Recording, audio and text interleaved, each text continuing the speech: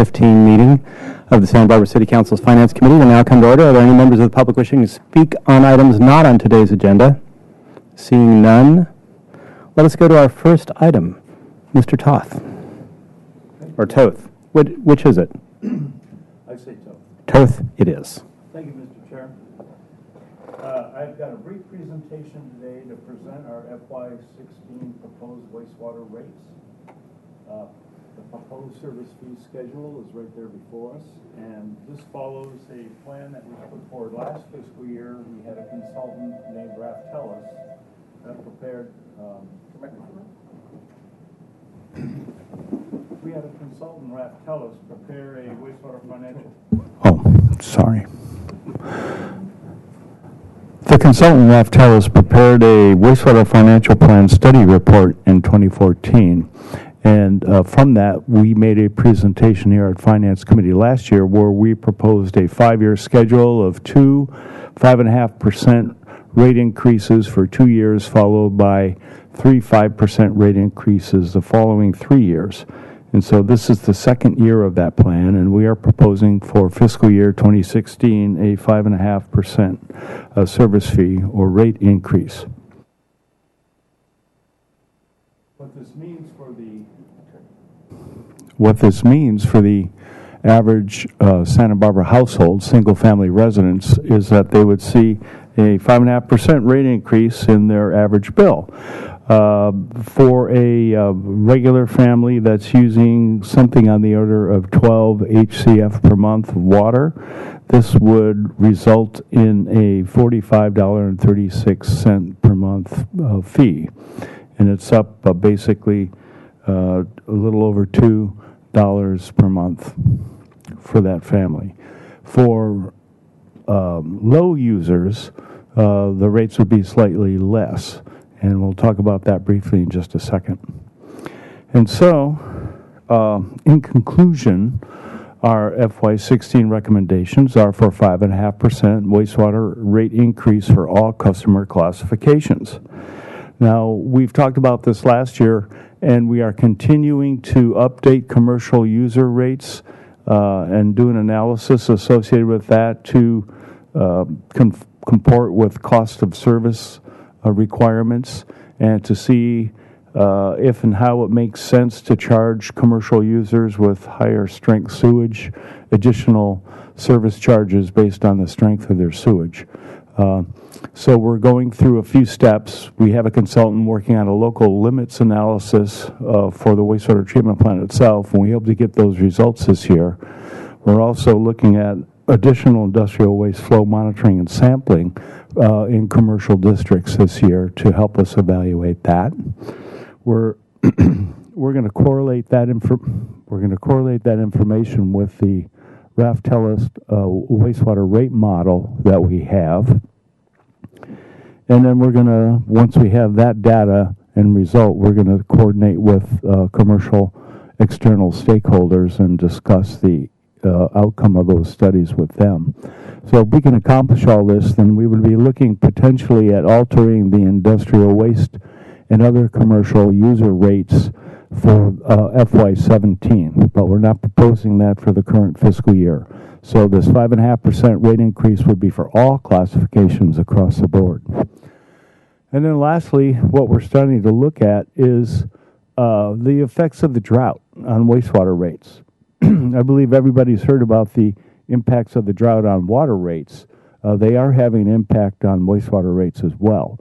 We're not proposing any special drought wastewater rate increases for fiscal year 16, but we're going to continue to evaluate the impacts of the drought on the revenues that are coming in for wastewater, and potentially if the drought continues and water users continue to become, rather than average users, low volume users, then we may need to address that in fiscal year 17. So that pretty much concludes my presentation, and Okay. I'd be happy to answer any questions. Very good. Have. Mr. Hart, any questions? Yes. You mentioned, or I thought I heard you say, Mr. Toth, something about lower water users and their share of the overall revenue generation. There's no tiers for wastewater as there are for water, or are there?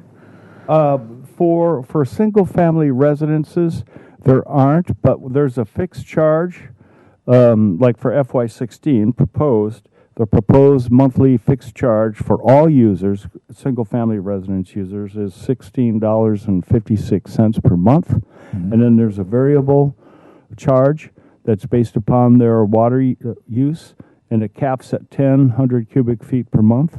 And so the average user's bill would be $45.36 per month. However, the low user, who's using about 600 cubic feet per month, would be more like $43. And so it would be less. And so the whole question is, if users are going to become as a whole more low-end users, then the revenue that we're projecting on getting will not occur. We'll be short on revenue. And the question is how much. I mean, there are some families that are going down to 400 cubic feet or less. They're just not irrigating outside. And so what's the impact of the wastewater rates? Well, we're going to assess that this coming year, and then based upon what we're seeing, we'll make recommendations for fiscal year 17. So I assume you are seeing revenue declines based on lower usage because people are using less water. That's correct.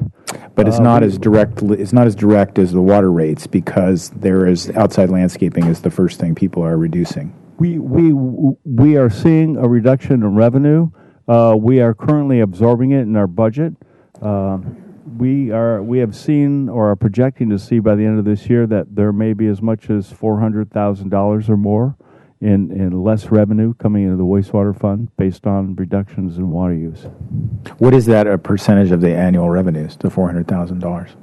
I would say roughly on the order of 3%, something like that. Okay. And then the analysis of the commercial rates, that is intended to better understand what percentage of overall revenue is generated from commercial rates as opposed to residential rates? What is the nexus of that analysis? The study of commercial rates is more based upon a broader cost of service study that a public utility should charge its various classes fairly based upon not only the flow of their wastewater but also on the strength of it.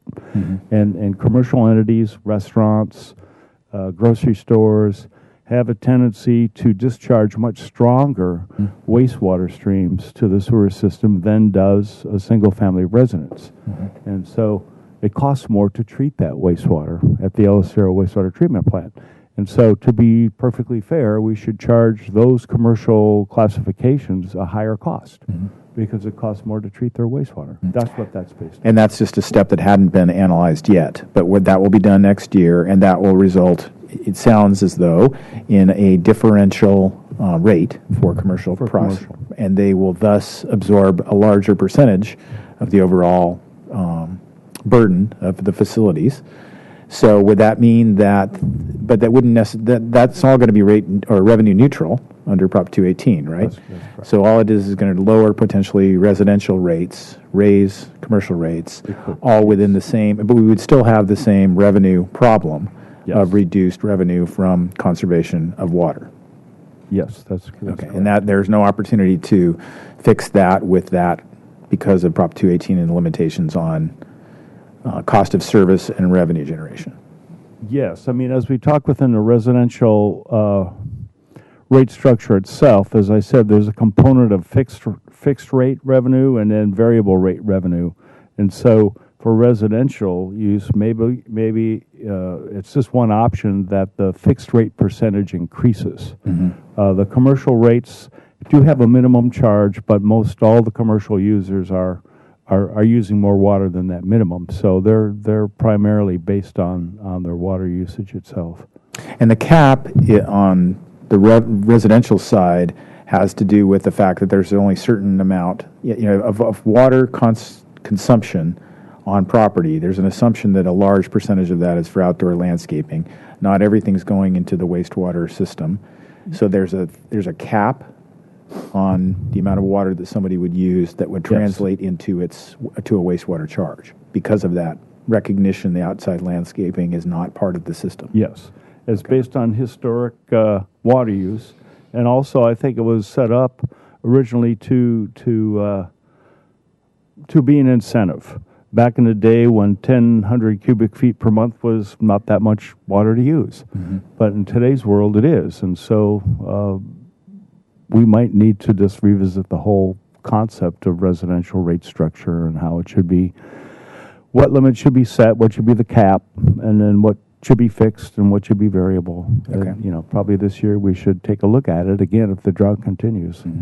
And the cap does the cap apply to commercial properties as well? Yes, I believe it does. I'm looking to see that. Right now, our charts show that our multifamily residential, for example, uses approximately 100 cubic feet per month, and the lower level commercial classes are using a similar amount. I believe those are capped for multifamily residential, but I can't remember what it is. It might be 1,400 cubic feet per month or something like that. And you just don't know about the commercial side. I just don't have it off the top of my head. I apologize. But this will all be useful, and so this is a whole work product for next fiscal year. Yes. Got it. Okay, thank you.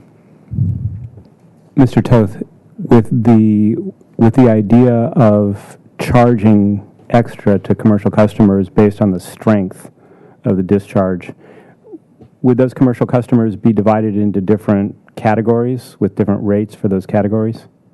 Yes, Councilman. That was set up actually this current fiscal year with our rate approvals. This year we created 4 commercial classes in lieu of the 2, I believe, that we had. And the first 2 are fairly low in strength. The third class is for like a commercial strip mall, commercial mall area where you have multiple uses within that one building or structure. And then the last group, or the class 4, would typically involve restaurants and or industrial waste type discharges. Okay. Mostly restaurants, and we're sensitive to the cost impacts of that. That's why we want to take our time and we want to do it correctly. Sure. Okay. Thank you very much. Okay. Do we need to recommend anything to the council on this? Well, okay. All right. Well, we'll wait till the end to do any of that. Yeah. There was a council agenda report, and I think it briefly states that that you provide direction to us regarding any changes to the proposed fiscal year 16 utility rates. Okay. Thank you. Sure. Okay, next. How do we get out? There you go. All right, man.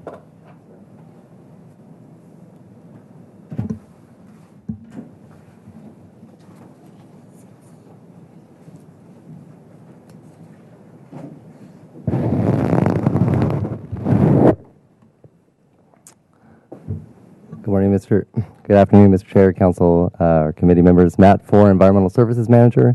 I'm here to talk about the proposed rates for. Yes.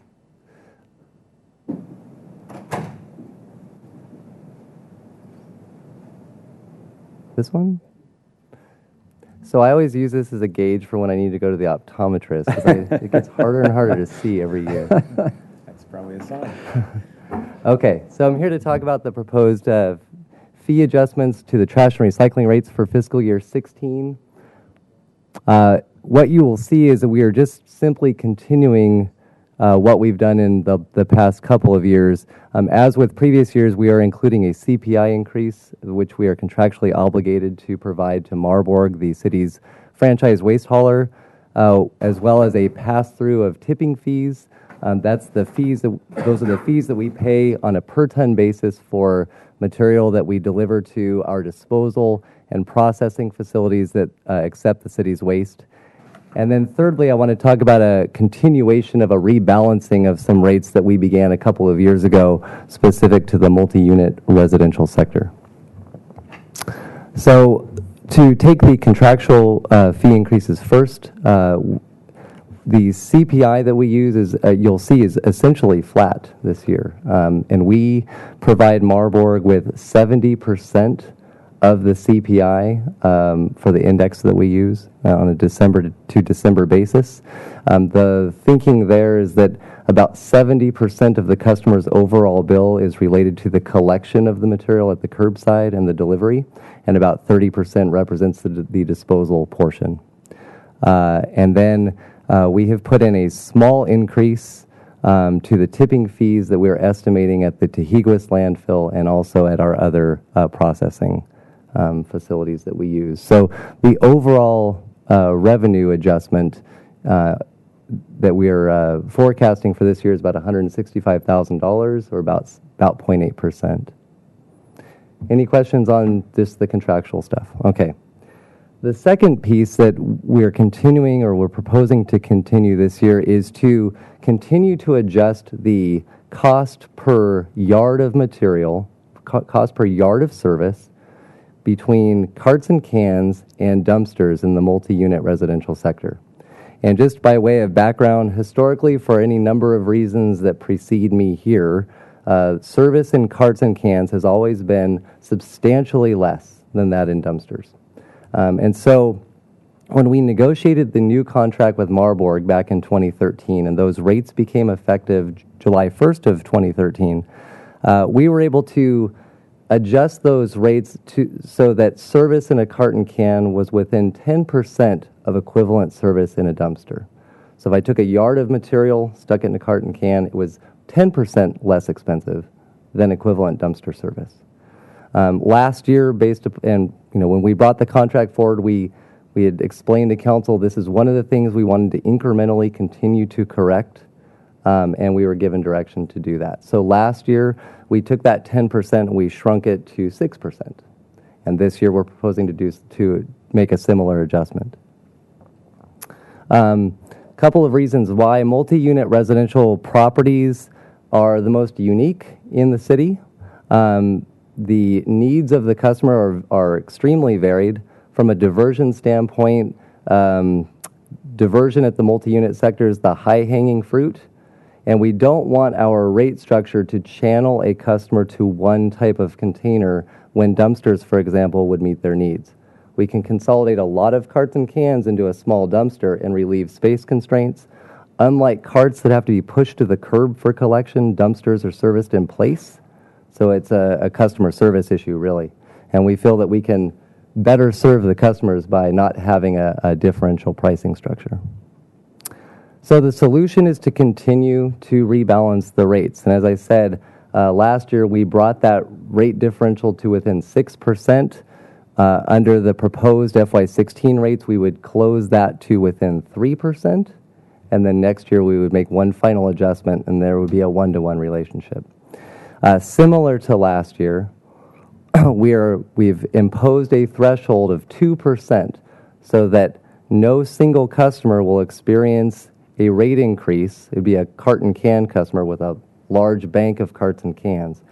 We've set a threshold so that no single customer will experience more than a 2% increase because of this adjustment. And we were able to do that similar to last year. The overall increase on dumpsters, if we're raising the price of carts and cans, and we're doing this on a revenue neutral basis, we are similarly decreasing the cost of dumpsters. The net impact is 0.8%, and that's with the CPI and tipping fee. It's really, we raised the cost of carts and cans by about 1.6%. We're similarly lowering the cost of dumpsters by 1.6%. So what do the rate increases look like? In the single-family residential sector, where we have a freestanding home with 65 gallons of trash, you'll see that their rate increase is 0.8%. With a multi-unit residential customer that has lots of cart and can service, they have 11 carts and cans on this property, their total rate increase is 2.4%, which is still less than last year. And then for a multi-unit residential customer that has dumpster service, where we've lowered the price, their rates are actually going to go down by 0.8%. In the business side, because we're not doing any rate restructuring, it's the same as the single-family residential, and they would see an adjustment of 0.8%. And with that, I can take any questions. Okay. Yes, as time has gone on and these rates have been balanced or getting closer to balance, has there been an increase in the number of customers who are switching from carts and cans to dumpsters? Yes, there are. I don't have the numbers for you, but I can tell you that empirically, because I've gone out and talked to them, we have seen that we're removing a barrier. And I'll give you an example. It's very hard. As you recall, there was a state law that was passed 2 years ago called AB 341. It requires multi-unit properties of 5 units or more to have some level of recycling. Well, it's very hard to go out to a multi-unit property and say, we'd like to bring you recycling. Oh, but by the way, you're going to pay more, right? When conversely, I can consolidate those carts and cans into dumpsters that not only do they have to not push to the curb, but I can give them a price break. So we've seen, there are other factors, but just one that's very easy to point to is we've been able to increase the diversion rate in the multi-unit sector quite substantially with those that we work with, where we are able to consolidate them into dumpsters. The second thing that we hear a lot from the multi-unit property owners is, oh my gosh, this is great. I don't have to push these to the curb anymore. That's wonderful. Yeah, it seems like the only barrier is physical constraints. Do you have the space for a dumpster or not? Right. Because I think you're right. From a convenience standpoint, it's much easier to not have to take your carts and cans to the curb. Okay, thank you. Mr. White, I imagine you don't have any questions on that presentation, so I'm not sure if we need a recommendation on this or not, but in the event that we do, I'm happy to entertain a motion to that effect. Yeah, Mr. Chair, I just want to clarify. These two need to be noticed for Prop 218 rate notice purposes, and so this is just confirming informational. We're okay with the direction we're going for. Sure. We can start that noticing process. Sure. No, it all looks good. Okay, if there's nothing else, meeting adjourned.